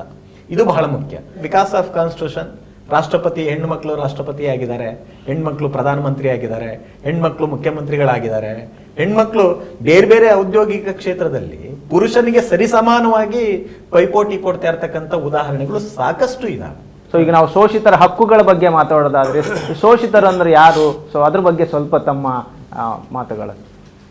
ಶೋಷಿತರು ಅಂತಂದ್ರೆ ವ್ಯವಸ್ಥೆಯಲ್ಲಿ ಪ್ರಬಲ ಒಂದು ಪದ ಬರ್ತದೆ ಸಾಮಾಜಿಕ ವಿಜ್ಞಾನದಲ್ಲಿ, ಪ್ರಬಲ ಜಾತಿ ಅಂತ ಹೇಳ್ತೀವಿ, ಡಾಮಿನೆಂಟ್ ಕಾಸ್ಟ್ ಅಂತ. ಹಾಗೆ ಜನಸಂಖ್ಯಾ ದೃಷ್ಟಿಯಿಂದ ಇರ್ಬೋದು, ಜಾತಿ ವ್ಯವಸ್ಥೆಯಿಂದ ಇರ್ಬೋದು, ಯಾವುದೇ ಒಂದು ವ್ಯವಸ್ಥೆಯಲ್ಲಿ ಪ್ರಾಬಲ್ಯತೆ ಹೊಂದಿರತಕ್ಕಂಥವ್ರು ಪ್ರಾಬಲ್ಯತೆ ಇರದೇ ಇರ್ತಕ್ಕಂಥವರ ಅವಕಾಶಗಳನ್ನು ಕಸಿದುಕೊಂಡಾಗ ಅದನ್ನು ನಾವು ಶೋಷಣೆ ಅಂತ ಹೇಳ್ತೀವಿ. ಡಿಸ್ಕ್ರಿಮಿನೇಷನ್ ಬೇರೆ ಸರ್, ಎಕ್ಸ್ಪ್ಲಾಯ್ಟೇಷನ್ ಬೇರೆ. ಶೋಷಣೆ ಮಾಡೋದು ಇನ್ಇಕ್ವಾಲಿಟಿ ಇರ್ತದೆ, ಆ ಇನ್ಇಕ್ವಾಲಿಟಿಲಿಂದ, ಅಸಮಾನತೆಯಿಂದ ಶೋಷಣೆ ಮಾಡೋದು ಇದೊಂದು ಸಾಮಾಜಿಕ ಸಮಸ್ಯೆ. ಹಾಗಾಗಿ ಈ ಹಕ್ಕನ್ನು ಬಡ್ದಾಡಬೇಕಾಗಿತ್ತಂದರೆ ತನ್ನಷ್ಟಕ್ಕೆ ತಾನೇ ಅದು ಸಿಗೋದಿಲ್ಲ. ಆ ಹಕ್ಕನ್ನು ಬಡ್ದಾಡಲಿಕ್ಕೆ ಸಂವಿಧಾನದಲ್ಲಿ ಒಂದು ಚೌಕಟ್ಟು ಇದೆ. ಆ ಚೌಕಟ್ಟಿನ ಮುಖಾಂತರ ಪಡಿತಕ್ಕಂಥದ್ದು ಅವಕಾಶವೇ ಅದು ಸಾಮಾಜಿಕ ನ್ಯಾಯ ಮತ್ತು ಇಂದಿನ ಶೋಷಿತರ ಹಕ್ಕು. ಹಕ್ಕು ಅಂತಂದರೆ ಅದು ನನ್ನ ಜನ್ಮದಿಂದ, ನನ್ನ ನಾಗರಿಕತ್ವದಿಂದ ನಾನು ಪ್ರಜೆಯಾಗಿ ಇದು ನನ್ನ ಹಕ್ಕಿದೆ, ನನಗೆ ನೀವು ಕೊಡಲೇಬೇಕು ಅಂತಕ್ಕಂಥದ್ದಕ್ಕೆ ನಾವು ಹೋರಾಟ ಅಂತ ಹೇಳ್ತೀವಿ. ಸ್ಟ್ರಗಲ್ ಅಂತಕ್ಕಂಥದ್ದು ಫಿಸಿಕಲ್ ಸ್ಟ್ರಗಲ್ ಅಲ್ಲ, ಫಾರ್ ಅವರ್ ರೈಟ್. ಈ ರೈಟ್ದ ಹಕ್ಕುಗಳ ಸ್ಟ್ರಗಲ್ ಮಾಡ್ತಕ್ಕಂಥದ್ದೇ ಅಂಬೇಡ್ಕರ್ ಅವರು. ಅದಕ್ಕೆ ಎಜುಕೇಷನ್, ಆರ್ಗನೈಸೇಷನ್ ಆ್ಯಂಡ್ ಎಜುಕೇಷನ್ ಅಂತ ಹೇಳಿ ಈ ಮೂರರಲ್ಲಿ ಅತ್ಯಂತ ಪ್ರಮುಖವಾದ ಬೇರೆ ಎರಡಕ್ಕೆ ಇರೋದು ಎಜುಕೇಷನ್. ಸೊ ಆ ನಿಟ್ಟಿನಲ್ಲಿ ಇವತ್ತಿನ ದಿವಸ ಒಂದೇ ಒಂದು ಉದಾಹರಣೆ, ಇವತ್ತು ನಾವು ಯಾವುದೇ ಒಂದು ಇಂಜಿನಿಯರಿಂಗ್ KBN ಇಂಜಿನಿಯರಿಂಗ್ ಹೋಗಲಿ, PDAಗೆ ಹೋಗಲಿ, ಅಲ್ಲಿ ಹುಡುಗರಿಗಿಂತ ಹೆಚ್ಚು ಹುಡುಗಿಯರಿಗೆ ಪಾರ್ಕಿಂಗ್ ಪ್ರಾಬ್ಲಮ್ ಅದ. ನಮ್ಮ ಕಾಲೇಜಿನಲ್ಲಿ PDAದಲ್ಲಿ ಹಿಂದಕ್ಕೆ ಒಬ್ಬ ಹೆಣ್ಮಗಳು ವಿದ್ಯಾರ್ಥಿನಿ BE ಸಿವಿಲ್ ತೆಗೆದುಕೊಂಡಾಗ, ಈಗಿನ ಮಿನಿ ವಿಧಾನಸೌಧ ಯಾವ್ದಾರು ಗೌರ್ಮೆಂಟ್ ಕಾಲೇಜ್ ಇತ್ತು ಅಲ್ಲಿ ನಡೆಯುವಾಗ ಆ ಹುಡುಗಿ ಕಿಟಕಿದಿಂದ ನೋಡ್ತಿದ್ರು, ಈ ಹುಡುಗಿ ಹೋಗಿ ಒಂದು ಇಂಜಿನಿಯರಿಂಗ್ ಓದ್ತಾ ಇದ್ದಾಳಂತ. ಬಟ್ ಇವತ್ತು ಡಿಫೆನ್ಸ್ನಲ್ಲೇ ಆಗಲಿ, ಏರ್ಫೋರ್ಸ್ನಲ್ಲೇ ಆಗಲಿ, ಟ್ರೈನ್ನಲ್ಲಿ ಲೋಕೋಮೋಟಿವ್ ಪೈಲಟ್ ಆಗಲಿ, ಬಸ್ನಲ್ಲಿ ಕೂಡ್ತಕ್ಕಂಥದ್ದು ಮೀಸಲಾತಿ ಕಂಡಕ್ಟರ್ ಡ್ರೈವರ್ಸ್ ಅವರಾಗಿದ್ದಾರೆ. Best of best women universities ಬಂದಿದ್ದಾವೆ, ಬೆಸ್ಟ್ ಆಫ್ ಬೆಸ್ಟ್ ಗ್ರಾಮ ಪಂಚಾಯತ್ ಸದಸ್ಯರಾಗಿದ್ದಾರೆ. ಆದರೆ ಆ ವ್ಯವಸ್ಥೆಯಲ್ಲಿ ಮಹಿಳೆ ಗ್ರಾಮ ಪಂಚಾಯತ್ ಅಧ್ಯಕ್ಷ ಇದ್ದರೂ ಸಹಿತ ಅದರ ಅಧಿಕಾರ ಆಕೆ ಉಪಯೋಗ ಮಾಡ್ತಕ್ಕಂಥ ಒಂದು ವ್ಯವಸ್ಥೆ ಕಲ್ಪಿಸಬೇಕು. ಆಕೆಯ ಸೋದರ, ಆಕೆಯ ಸಂಬಂಧಿಕ ಅದು ಆದರೆ ಅದು ನೀವು ಹೆಸರಿಗೆ ಮಾತ್ರ ನಾವು ಕೊಟ್ಟಿದ್ದೀವಿ, ಬಟ್ ಅಧಿಕಾರ ಚಲಾಯಿಸ್ತಕ್ಕಂಥ ಹಕ್ಕು ಅವ್ರಿಗೆ ಸಿಗ್ತಾ ಇಲ್ಲ. ಶೋಷಣೆ ಮಹಿಳೆಗೆ ಅಷ್ಟೇ ಸಿಗ್ತದ, ಮಕ್ಕಳ ಶೋಷಣೆ ಕೂಡ ಸಾಕಷ್ಟು ತಾವು ಸಮಾಜದಲ್ಲಿ ಕಂಡಂತ ಸ್ವರೂಪ ಸರ್. ಶೋಷಣೆ ಯಾವ್ಯಾವ ರೀತಿ ಮಹಿಳೆ, ಮಕ್ಕಳು ಮತ್ತು ಡಿಪ್ರೆಸ್ಡ್ ಕ್ಲಾಸಸ್ ಸಮಾಜದಲ್ಲಿ ಶೋಷಿತರು ಅಂದರೆ ನಾವು ಈ ಸಮಾಜ ಒಂದು ಸಹಕಾರ ಸಂಸ್ಥೆ ಅಂತ ನೋಡಿದಾಗ ಕೆಲವೊಮ್ಮೆ ವೈಯಕ್ತಿಕವಾಗಿ ಮನುಷ್ಯ ವೈಯಕ್ತಿಕವಾಗಿ ಸಮಾಜದಲ್ಲಿ ಇರ್ತಕ್ಕಂಥವರು ಶೋಷಣೆ ಮಾಡ್ತಾರೆ. ಕೆಲವೊಮ್ಮೆ ಸರ್ಕಾರಗಳು ಮಾಡ್ತವೆ, ಸರ್ಕಾರದ ಅಂಗಗಳು ಮಾಡ್ತವೆ ಶೋಷಣೆಯನ್ನು ಮಾಡ್ತವೆ. ಇದು ಶೋಷಣೆ ಮಾಡುವಂಥದ್ದು. ಇನ್ನು ಸಿಗಬೇಕಾದ ಅವಕಾಶವನ್ನು ಸಿಗದೇ ಇರುವಂಥದ್ದು ಮಾಡುವುದು ಅದು ಶೋಷಣೆ. ಒಂದು ಇವತ್ತು ಸಿಗಬೇಕಾಗಿದ್ದಂಥ ಅವಕಾಶ ಕೊಡದೇ ಇದ್ರೂ ಅದು ಶೋಷಣೆ, ಕೊಡಬೇಕಾಗಿರ್ತದೆ ಅದು ಶೋಷಣೆ. ಹೀಗೆ ಶೋಷಣೆ ಹಲವು ಪ್ರಕಾರದ ರೀತಿಯಲ್ಲಿ ನಮ್ಮ ಸಮಾಜದಲ್ಲಿ ಇದೆ. ದೈಹಿಕ ಅಷ್ಟೇ ಅಲ್ಲ, ಮಾನಸಿಕ, ಅದೇ ಸಮಾಜದಲ್ಲಿ ಇರ್ತವೆ. ದೈಹಿಕವಾಗಿಯೂ ಇದೆ, ಮಾನಸಿಕವಾಗಿಯೂ ಇದೆ, ಸಾಮಾಜಿಕವಾಗಿ ಇದೆ ಶೋಷಣೆ. ಈ ರೀತಿ ಎಲ್ಲ ರೀತಿಯಲ್ಲಿ ಶೋಷಣೆಯ ಸ್ವರೂಪಗಳು ಮೊದಲು ನೇರವಾಗಿ ಶೋಷಣೆ, ಒಂದು ಹೆಣ್ಮಗಳಿಗೆ ನೇರವಾಗಿ ಶೋಷಣೆ ಮಾಡಬೇಕಂದ್ರೆ ನೀವು ಅವಳ ಪಕ್ಕ ಹೋಗಿ ಕೂತು ಏನೋ ಮಾತಾಡಬೇಕಾಗಿದೆ. ಈಗ ಇಂಟರ್ನೆಟ್ ಮೂಲಕ ನೀವು ಅವಳನ್ನು ಶೋಷಣೆ ಮಾಡ್ಬೋದು. ಅದು ಸ್ವರೂಪ ಬದಲಾಗಿದೆ ಅಂತ. ಸೈಬರ್ ಕ್ರೈಮ್, ಅಲ್ಲಿಂದನೇ ಅವಳನ್ನು ಶೋಷಣೆ ಮಾಡ್ಬೋದು. ಈ ರೀತಿಯಾದಂಥದ್ದಿದೆ. ಈ ಮಕ್ಕಳು ಸೇರ್ತಾರೆ, ಯುವಕರು ಸೇರ್ತಾರೆ, ಎಲ್ಲರೂ ಸೇರ್ತಾರೆ. ಇಲ್ಲಿ ಹೆಚ್ಚು ನೋಡ್ಬೇಕಂತಂದರೆ ದುರ್ಬಲ ವರ್ಗದವರು ಯಾರು, ಈ ಮಕ್ಕಳು ಸೇರ್ತಾರೆ, ಮಹಿಳೆಯರು ಸೇರ್ತಾರೆ, ಅಶಿಕ್ಷಿತರು ಅಂದರೆ ಇಲ್ಲಿಟ್ರೇಟ್ಸು, ಇವೆಲ್ಲ ಜನರು ಈ ಶೋಷಿತ ಇದ್ರೊಳಗೆ ಬರ್ತಾರೆ. ಪುರುಷರು ಕೂಡ ಶೋಷಣೆಗೆ ಒಳಗಾಗ್ತಾರೆ ಅನ್ನೋದನ್ನು ನಾವು ನೋಡ್ತಾ ಇದ್ವಿ. ಸೊ ಅದ್ರ ಬಗ್ಗೆ ಸರ್ ತಮ್ಮ ಪ್ರಕರಣಗಳು ಸಾಕಷ್ಟು ಕೂಡ ತಮ್ಮಲ್ಲಿ ಬಂದಿರ್ತಾವು. ಸೊ ಅವರು ಹೇಗೆ ಪರಿಹಾರಗಳನ್ನ ಕೊಂಡ್ಕೋಬಹುದು, ಅದು ಅವರ ಶೋಷಣೆಯ ಸ್ವರೂಪ ಹೇಗಿರುತ್ತೆ ಅಂತ ಅವ್ರ ಬಗ್ಗೆ ನಾವು ಮಾತಾಡಲೇಬೇಕಾಗತ್ತೆ. ಯಾಕಂದ್ರೆ ಪುರುಷರ ಬಗ್ಗೆನೂ ಮಾತಾಡಲೇಬೇಕಾಗತ್ತೆ. ಶೋಷಿತರು ಯಾರು ಬೇಕಾದ್ರೂ ಆಗ್ಬೋದು, ಪುರುಷರು, ಮಕ್ಕಳಾಗ್ಬೋದು, ಮಹಿಳೆಯರಾಗ್ಬೋದು. ಎನಿಬಡಿ ಕ್ಯಾನ್ ಬಿಕಮ್ ಏನಂತಂದರೆ ಡಿಸ್ಕ್ರಿಮಿನೇಟೆಡ್ ಅಥವಾ ಡಿಸ್ಅಡ್ವಾಂಟೇಜ್ಡ್. ಅದರಲ್ಲಿ ಈಗ ತಾವು ಹೇಳ್ತಾ ಇದ್ದೀರಿ, ಈಗ ಒಂದು ಶೋಷಿತರ ಹಕ್ಕು ಎರಡು, ಇಲ್ಲಿ ಸಂವಿಧಾನ ನಮಗೆ ದಾರಿ ದೀಪ ಆಗೋದು ಅಂತಂದರೆ, ಒಂದು ಶೋಷಿತರಿಗೆ ಸಂವಿಧಾನದ ಮುಖಾಂತರ ಅವರ ಹಕ್ಕನ್ನು ಅರ್ಥ ಮಾಡಿಸುತ್ತೆ. ಯಾರು ಸಬಲರಿದ್ದಾರೆ ಅಥವಾ ಪ್ರಬಲರಿದ್ದಾರೆ ಸಾಮಾಜಿಕ ವ್ಯವಸ್ಥೆಯಲ್ಲಿ, ಅವರಿಗೆ ಶೋಷಿತರನ್ನು ರಕ್ಷಣೆ ಮಾಡುವಂಥ ಅಧಿಕಾರವನ್ನು, ಆ ಬೆಳಕನ್ನು ಕೂಡ ಸಂವಿಧಾನ ಅವರಿಗೆ ನೀಡುತ್ತೆ. ಈಗ ನಾವು ಕಳೆದ 7 ದಶಕಗಳಿಗಿಂತ ಹೆಚ್ಚು ನೋಡಿದಾಗ ಏನು ಈ ಸಾಮಾಜಿಕ ಪಿಡುಗುಗಳಿದ್ದು ನಮ್ಮ ದೇಶದಲ್ಲಿ, ಈ ದೇವದಾಸಿ ಪದ್ಧತಿ ಇರ್ಬೋದು, ಅಸ್ಪೃಶ್ಯತೆ ಇರ್ಬೋದು, ಅನ್ಟಚಬಿಲಿಟಿ ಇರ್ಬೋದು, ಈವನ್ ಚೈಲ್ಡ್ ಲೇಬರ್ ಇರ್ಬೋದು, ಚೈಲ್ಡ್ ಮ್ಯಾರೇಜ್ ಇರ್ಬೋದು, ಸುಮಾರು ಇಶ್ಯೂಸ್ ಇದೆ. ಬಟ್ ನಾವು ಒಂದು ನಮ್ಮ ಹಿನ್ನೆಲೆಯನ್ನು ಇಣುಕಿ ನೋಡಿದಾಗ ಸುಮಾರು ಸಕಾರಾತ್ಮಕ ಬದಲಾವಣೆ ಆಗಿದೆ. ಈಗ ಟೈಮ್ಲಿ ಲೀಗಲ್ ಇಂಟರ್ವೆನ್ಷನ್ಸ್ ಏನಂತೀವಿ, ಈಗ SC ST ಏನು ದೌರ್ಜನ್ಯ ಆಗ್ತಾಯಿತ್ತು ಅದು ತಡೆಗಟ್ಟಲಿಕ್ಕೆ ಹೊಸ ಸ್ಪೆಷಲ್ ಎನಾಕ್ಟ್ಮೆಂಟ್ ಬಂತು. ಮಾದಕ ವಸ್ತುಗಳ ಒಂದು ಯುವಕರ ಮೇಲೆ ಪ್ರಭಾವವನ್ನು ತಡೆಗಟ್ಟಲಿಕ್ಕೆ ಅದಕ್ಕೆ NDPS ಕಾಯ್ದೆ ಬಂತು. ಈ ರೀತಿ ನಾನಾ ರೀತಿ ಡೊಮೆಸ್ಟಿಕ್ ವೈಲೆನ್ಸ್ ಆ್ಯಕ್ಟ್ ಬಂದಿದೆ. ಎಲ್ಲ ರೀತಿಯ ಕಾಯ್ದೆಗಳ ಒಂದು ಅನುಷ್ಠಾನದಿಂದ ಸಕಾರಾತ್ಮಕ ದಿಕ್ಕಿನಲ್ಲಿ ನಾವು ಸಾಗ್ತಾ ಇದ್ದೀವಿ. ಮತ್ತು ಶೋಷಿತರ ವರ್ಗ ಏನಿದೆ ಅಥವಾ ಶೋಷಿತರ ಹಕ್ಕುಗಳೇನಿದೆ ಅದು ರಕ್ಷಣೆ ಮಾಡ್ತಾ ಇದ್ದೀವಿ. ಬಟ್ ಅದು ತಕ್ಕ ಮಟ್ಟಿಗೆ ಆಗಿದೆ ಅಂತಂದಾಗ we still can say lot to go ahead. ತುಂಬ ದಾರಿ ಅಥವಾ ತುಂಬ ಮಾಡಬೇಕಾಗಿದ್ದಿದೆ. But I am positive. ಅಲ್ಲ, ಸಂವಿಧಾನ ನಮಗೇನು ಹೇಳುತ್ತೆ ಅಥವಾ ನಮ್ಮ ಯಾವ ದಿಕ್ಕಿನಲ್ಲಿ ನಮ್ಮ ದೇಶ ಸಾಗ್ತಾ ಇದೆ 100% we will definitely achieve. And ಇದು ಆಗಬೇಕಾದ್ರೆ ಪ್ರತಿಯೊಬ್ಬರು ಕೂಡಬೇಕಾಗುತ್ತೆ, ಪ್ರತಿಯೊಬ್ಬ ಭಾರತೀಯನೂ ಅರ್ಥ ಮಾಡ್ಕೋಬೇಕಾಗುತ್ತೆ. ಉದಾಹರಣೆಗೆ ಭಾರತದ ಒಳಗಡೆ ನಮ್ಮ ಕರ್ನಾಟಕವನ್ನು ಒಳಗೊಂಡ ಹಾಗೆ ಅಟ್ರಾಸಿಟಿ ಕಾಯ್ದೆ ಇದೆ ನಮಗೆ, ಜಾತಿ ನಿರ್ಣಯ. ಆದರೆ ಅಟ್ರಾಸಿಟಿಯ ಅಡಿಯಲ್ಲಿ ಶೋಷಣೆಗೆ ಒಳಗಾಗಿರ್ತಕ್ಕಂಥ ತಳ ಸಮುದಾಯಗಳಿಗೆ ಎಷ್ಟು ಮಟ್ಟಿಗೆ ನ್ಯಾಯ ಸಿಕ್ಕಿದೆ? ಅಟ್ರಾಸಿಟಿ ಕಾಯ್ದೆ ಅಡಿಯಲ್ಲಿ ಎಷ್ಟು ಕೇಸ್ಗಳು ದಾಖಲಾಗ್ತವೆ, ಎಷ್ಟು ಇತ್ಯರ್ಥ ಆಗಿದ್ದಾವೆ? ನಮ್ಮ ಸಂವಿಧಾನ ಏನು ಹೇಳುತ್ತೆ? ಒಬ್ಬ ಅಸ್ಪೃಶ್ಯ ಶೋಷಣೆಗೆ ಒಳಗಾದರೆ ಆತನಿಗೆ ಏನು ಮಾಡುತ್ತೆ? ಸರ್ಕಾರಿ ವಕೀಲನನ್ನು ನೇಮಕ ಮಾಡಬೇಕು.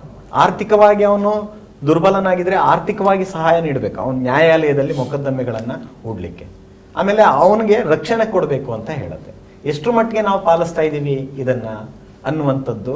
ಮತ್ತು ದೌರ್ಜನ್ಯಕ್ಕೆ ಒಳಗಾಗಿರ್ತಕ್ಕಂತಹ SC ST ಸಮುದಾಯಗಳಿಗೆ ಕಳೆದ 75 ವರ್ಷಗಳಲ್ಲಿ ಎಷ್ಟು ಮಟ್ಟಿಗೆ ನ್ಯಾಯ ಸಿಕ್ಕಿದೆ?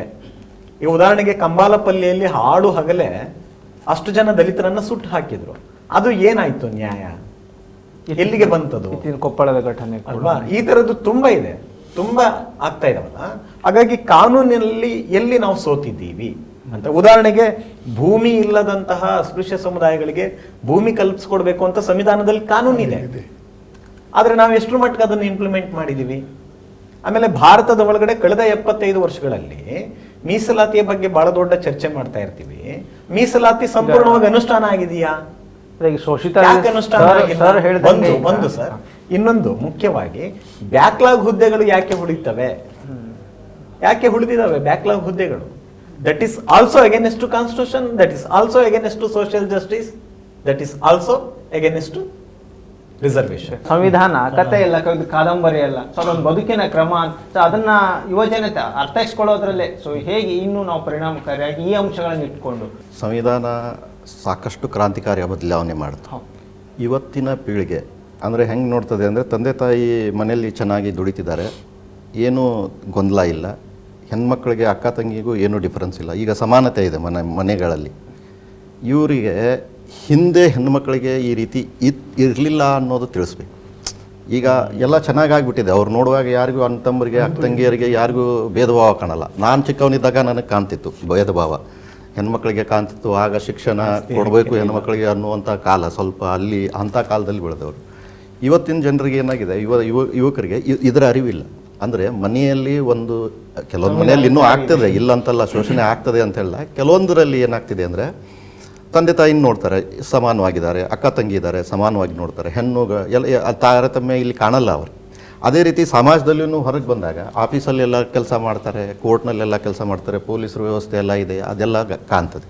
ಈ ಜಾತಿ ವ್ಯವಸ್ಥೆ ಇಷ್ಟೊಂದು ಕ್ರೂರವಾಗಿತ್ತು, ಅನೈತಿಕತೆಯನ್ನು ಇಷ್ಟೊಂದು ಪಾಲಿಸ್ತಿದ್ರು ಅಂತ ಹಿಂದೆ ಅವರಿಗೆ ಅನುಭವಕ್ಕೆ ಬರಲ್ಲ.